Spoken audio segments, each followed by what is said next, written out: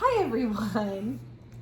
We just finished the 3rd episode of House of the Dragon. I keep saying I want to call it. She can't get it right. Let's see if I can get these names right in this episode because I struggle. And the episode is the second of his name. The second of his name. Yes, which we all kind of guessed would be Aegon. Yes. We did see a preview in the second episode.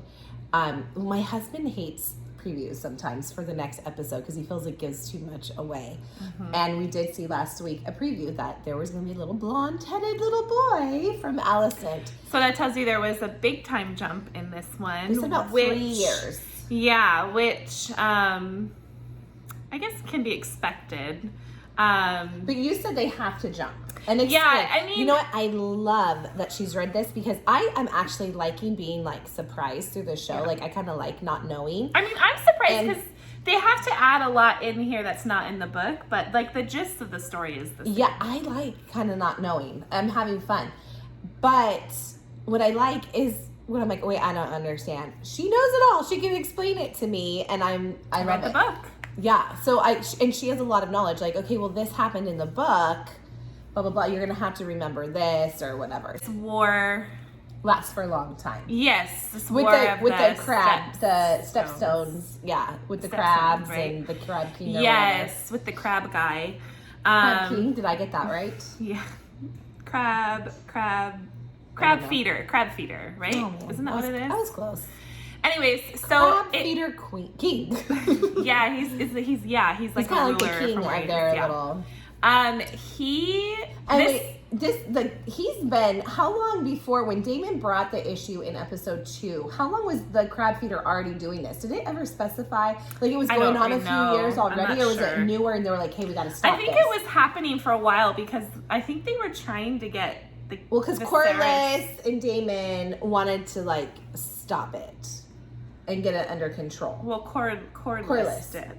I thought Daemon Cordless. I guess it's been, I don't know. I don't remember how long that he was there before they started this war. I think for a while. But since he's been there, 3 years have passed. Yeah, so 3 years have passed since they decided to go after him. And obviously they're losing this war. It's not going well. Yeah, they're not. Viserys is not sending aid or help because he's saying, well, they started this war on their own. He didn't without necessarily my help. agree 100%. Yeah, but he should have because he's starting to.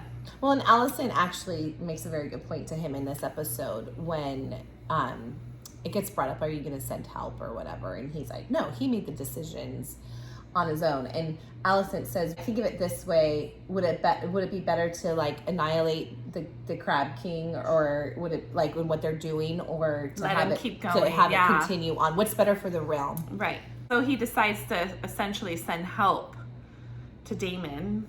And Daemon basically is just like... Daemon didn't take the news very well. No, he's so proud. You know, I'm so really liking Daemon. You can see how you just love him. Like, I love his character. And he doesn't care. He doesn't care if he dies. He doesn't care. He's like, well, whatever. I'm going to do it my way. And well, inside the episode, I don't know if you guys watched that, but inside the episode after... They say that it's just a suicide mission for Daemon. He's like, I don't really care if I die. He needs to get these people out, and it must have been Viserys' letter must have been a kick. I also feel he wanted to prove Viserys wrong. Like, I can do this. Yeah. Like, now you're gonna come help me after 3 years. After 3 years, and I think he just really was like, no, I'm gonna do it on my own without his help. Right. Because he beats up the poor guy that comes from. Viserys is, he's like, take this to my brother. Like, don't kill the messenger. And I don't know if he killed him, but takes it, reads it, kind of looks, gives it back, and then all of a sudden he starts beating the poor guy up.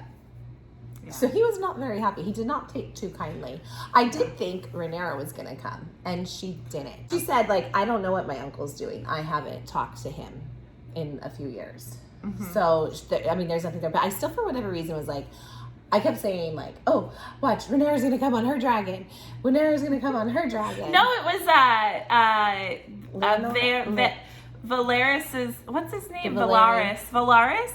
His son Which... Wait, Valaris is the king. No, Valaris is the Valyrian guy. Geez. Yeah, it was him. I don't remember his dragon's name. He's the one. I thought actually it was Rhaenyra as well. Oh, you did? I did. Wait, in the book, did she come? I don't remember. Oh. Don't remember. It's not easy to remember. I just know the outcome. Like I said, it's just a lot of like... It's funny because like my husband and I will like give what we think is going to happen. And I just see Sarah going... I can't say anything. A lot of what I see on here, I am surprised, and I don't know like the inner parts. Like I know the gist. Yeah. Because like I said, the story, it's just a history. It's not like really a novel deep dive point of view novel. It's like taking sections of what happens in the history and telling that story. Yeah, just a little, and it's not even, it just, yeah. So I actually watching it, there's a lot of surprises that I see. But anyway, so Lenore, I think his name is, who actually the one guy, he was, the one guy suggested to Viserys for Rhaenyra to marry because he's Valyrian, which I don't know what you guys think, but I think the king is kind of like, I should have married. I know it was terrible when she was older, but I should have married. Well, that's what happens 12-year-old. When you jump into a relationship, when your heart is broken over your favored wife. You jump into, he had to do his duty or whatever. He jumps into a marriage. Right, and he saw a 12-year-old. Yeah. He's probably like, no, thank you. All that type of stuff. But so the guy that comes up, okay, so in this episode, because I want to hit this point again of what this guy, refers, like, hey, I think she should marry Lenore. What was it? Lenore. Okay, but in this episode, we're basically seeing 3 years go by. He has a son, Aegon, which is he's named after the Aegon the Conqueror, correct? Mm-hmm. And then she's pregnant again, and this is his second birthday, and basically we see Rhaenyra is that's Bo. So he's jumping on the window. We see Rhaenyra as being rebellious, which I like her because she's a lot like Daemon. Yeah. I love that about her. And she's rebellious. She's feisty. She's basically like, if you think about it, she said in the first, maybe episode 1 or episode 2 or both, how like she always felt like I wasn't the one. My father always wanted a son. And even though he loves her, he was always so like, I'm going to have a son. And like, she always felt like not enough, I think. He wanted a son. And first of all, he marries her best friend. And that's hurtful. It changes it. She's her queen now. And now she has produced a son and take away her position as heir to the throne if her father really wants to. And so I think she just feels, targeted. She's not happy all around with everything. She feels like, oh, you got exactly what you always wanted was a son. And you don't care about, like, not that he doesn't care about her, but you don't care. In a way, I think she feels like he doesn't care enough. He cared about the son. Like, that's all he's ever wanted. Yeah, she's a little bit, she has some jealousy. She has some which rightfully so. Betrayal in her, obviously. Like, you can see But you can see he does love her. And, and she makes some comments that you see him, like... And he basically says, I'm not going to replace you. And then, like, he's been getting... In the 3 years, he's been having people come and ask for her hand. And when she's basically like, you're trying to get me to a Lannister. Yeah, and he's like, Lannisters he would be a great match. Like, da-da-da. And he's like... I have been turning away everyone that, like, because people must have been coming and asking for her hand. She doesn't want it, and he has been like, okay, right, like, yeah, like, no, she doesn't want it. But he's now kind of like, okay, you're 10-7, and it's time for you to. And then he says, like, when I was 10-7, she's like, I know, I've heard, I was promised to your mother, and she is just like, I don't want to hear it, and. He ends up saying no, basically, to the Lannister guy because he kind of was pompous and like he was just like, "I want your dragons." And we know those Lannisters. Yes, we know those Lannisters, all right. And anyways, so it's kind of no. But what I did like when he does talk to Rhaenyra, he says, "You need to marry. You have to marry. You need to have children. You need to make your claim strong." And he basically says, "I will not take away your place on the throne." He does say he wavered because you see him questioning it through this episode, like. Well, with the stag, so that was really good. The inside the episode is good in the sense that they kind of explained when they're saying there's the white stag out there, and that's a symbol of royalty. everyone was in his ear, especially Otto and stuff, that if you see a white stag, the fact that he's on Aegon's name day, is like a his blessing birthday. To Aegon. It's a blessing that the gods are saying that he's supposed to be king. Mm-hmm. So Viserys is questioning, like, shoot, like, should I have named Rhaenyra? He has questions, and then you also have the Hand of the King. Is also Otto is starting to push a little bit. He has to. Yeah, he's trying to get his family. His grandson to be. Yeah, so and you know what? That's how they did it back then. Yeah, the male were the ones. And he's in his ear, and he's basically saying that. But the fact, it was inside the episode, they explained that when he sees the stag, when he goes to kill a stag, it's not the white. Yes, it was the regular stags that are out there. It's not the royal one. And it said that he had a sense of relief, but also disappointment, because it was like, okay, I did make the right decision, but then he still, I think, wanted it for. Yeah, it's a royal. He wants the right. That's what I'm taking. And I love that the white stag, presented itself to Rhaenyra. So you know she's the rightful one. That's in my mind anyway. That means she is. Now the one thing, so back to the throne room, when he basically is like, you have to marry, you have to, get strong and have heirs, and he did say, which I really loved, was you can choose. Yeah. And I thought that shows his love right there with how much he really does love Rhaenyra. But then it could show too why everyone thinks he's weak, because he lets his daughter choose, which I like that. He's a nice guy. He loves his daughter. He loves his daughter. He's very nice, but is he fit?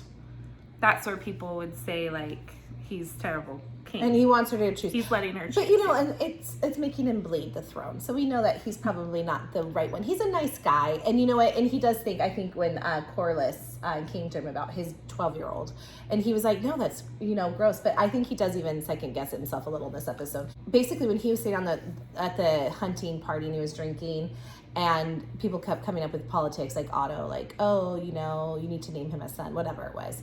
The guy, and I don't know his name, but the guy comes up and he's like, I have a suggestion for you. I think I know what you should do. And he's like, well, let me guess. You want me to name your son the greatest, like, whatever he was, like, knight and headsman, whatever. And he's like, well, I'm grateful, but no. And he says, I think she should marry Lenore, because he is pure Valyrian, correct, Sarah? And he said, it's also the same suggestion I gave you basically after Queen Emma died, for you to marry the 12-year-old. I can't remember her name. Because she'd be 15 by now. 3 years have passed, right? Yes. So she would be older. Now, I get it. At 14, he can when you're betrothed to a 12-year-old, it's just a little, it's like a little I know that's disturbing. how they did it back then at 14 and stuff. And like, but I'm like, oh my gosh, she's a little child. But obviously, we're going to see her older. And so you're going to see who older? The daughter, Viserys' daughter. Rhaenyra. No, Viserys'. Oh, because you see the son, Lenore. I don't remember her name Which either. Lenore is actually pretty darn handsome. I thought. I was like, oh, he's cute. He was. Because I'm like, I want her with Kristen. So that was the other thing I was about to bring up is Sir Criston Cole. He's really cute. I like him too. And but I could see it going somewhere where she might not be able to marry him, but like they'll be in love. Yeah, like you can see in this episode. It's obviously it's been a couple of years since he's been on her guard. And it's funny because she like takes off and he's like, ah! He has to run after her. He's like, no! He's like, damn it! He's like running after her. And he saves her, like, a boar at night. And he's like, we should really go back. Your father will worry. She's fine right here. No. Little Daemon Jr.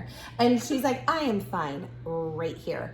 And a boar comes and attacks. And he ends up saving her. And then the boar kind of wakes up. And then she takes all her aggression, everything that she's been feeling from her father, her brother coming, her mother probably, all the politicking, like the marriage, and just like starts going at this boar.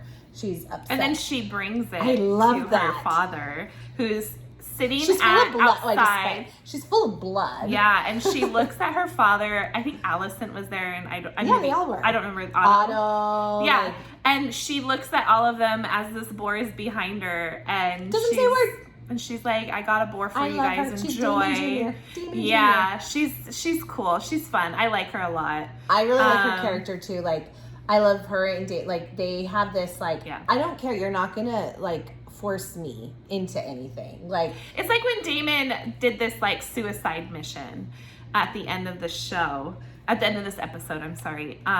He's just like, well, someone's got to do it. I knew that it wasn't going to end with him surrendering. I knew that, but I didn't know how they were going to take this into a different, but he's offering up his sword. Okay. You need to explain more.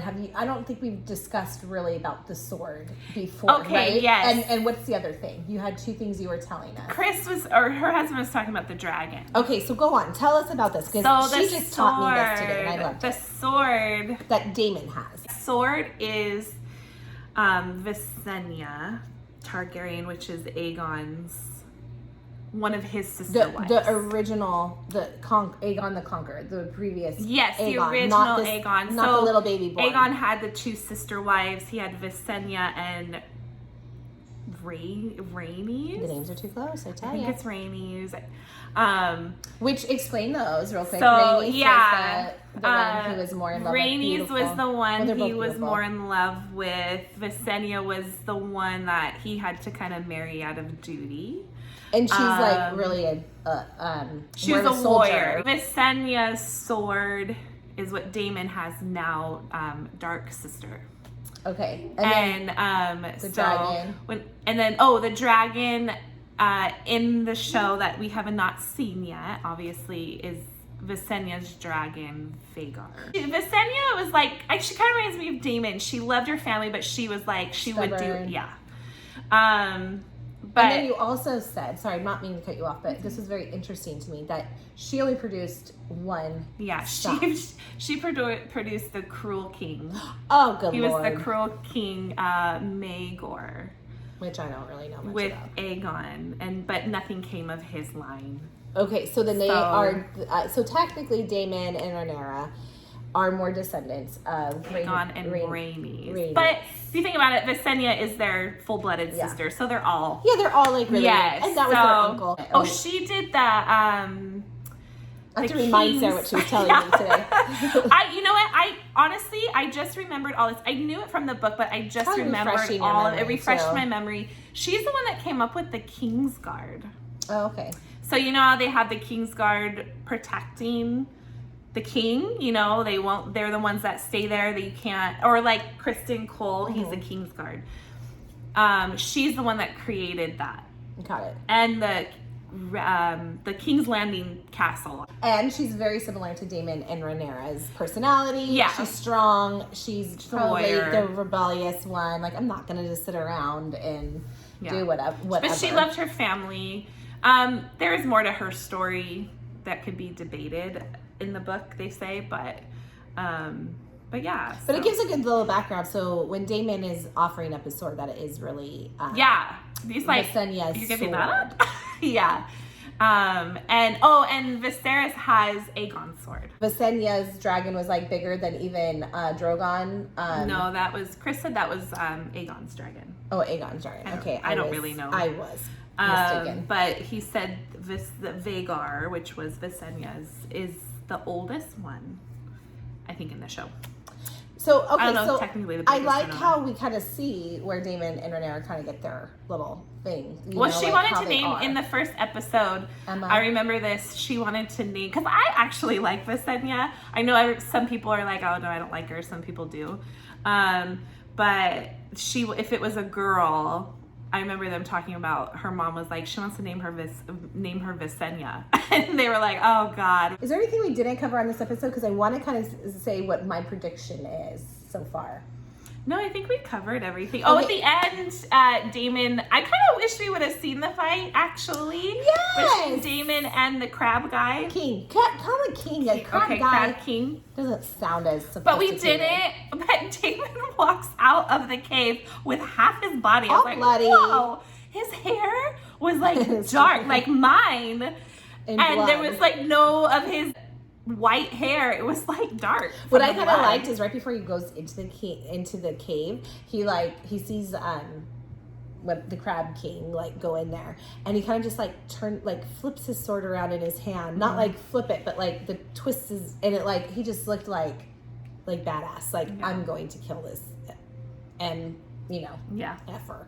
And so anyways, he goes in, and you just see him like, and I said, oh, I wish we could have seen that. I wanted to see him like kill him. Yeah, I mean, it was a cool shot watching him walk out, but and then you just see him look just like story. Okay, so inside the episode, they did say this episode was a growing episode. They're no longer young and like they're showing the growth, naive. So with Daemon, Viserys, and Rhaenyra, those three, this is their growth of an episode. This one had to like this bring is like them. they said this is gonna be from now on, from episode 3 on is like them coming to where their, they needed to be. It's like they've all grown up. I feel that there's going to be something that happens that kind of tarnishes Rhaenyra's name a little bit. And she's like, this is just a sick rumor.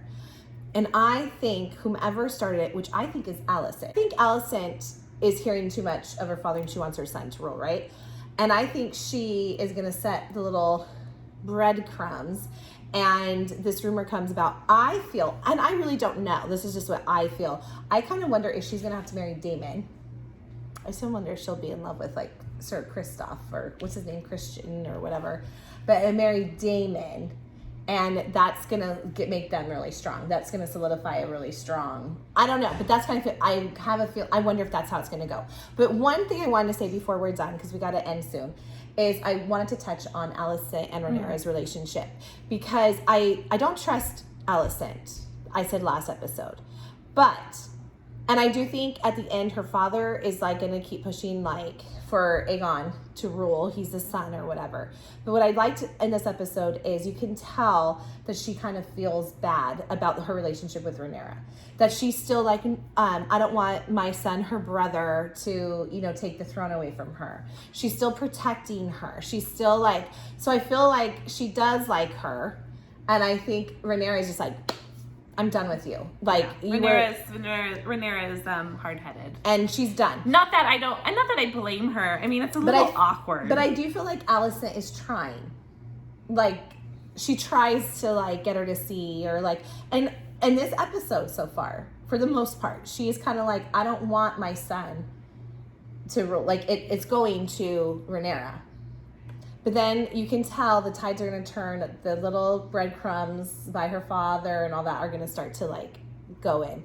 But so far, they are still, which you can say that because you were watching the episode, that she was still protecting Rhaenyra. Rhaenyra just wants nothing to do with it. But I do feel as it goes on, it goes on to say, that's what, like I said in one of our other reviews, that they're all kind of just gray characters in their own right. You know? I mean, I don't think there's no black and white in this. And it's all like, they all have their own motives. So far, Alicent, I think, wishes they could have their relationship back. But I do think if Rhaenyra never gets it, she's just going to be like, screw it. Like, fine. And she'll want her son to rule. So I do think that's going to change. But anyways, I think that's it. Do we hit pretty much everything on episode 3? Yeah. What did you guys think? Oh, I loved it. It was really good. It was action. I mean, we got an action scene. So it was good. I loved the premise. I loved everything that happened. I have not been bored at all. Like, I think it has totally my attention totally. Yeah, so they're really doing a good job. They're doing a good job. Yeah. Anyways, that's it, you guys. We would love for you to subscribe and like our video, and we will see you again soon. Bye.